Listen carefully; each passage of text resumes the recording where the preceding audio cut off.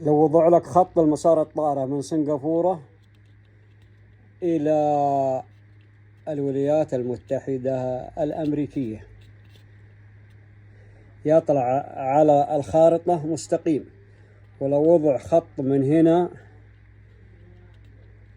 حتى يوصل سنغافورة، طلع الخط منحني،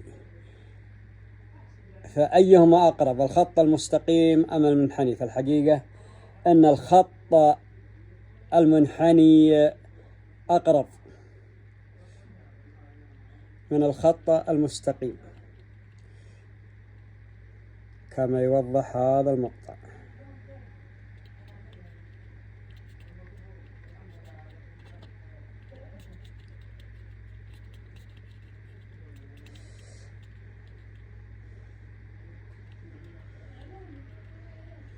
من هنا الأقرب، من هنا الأقرب.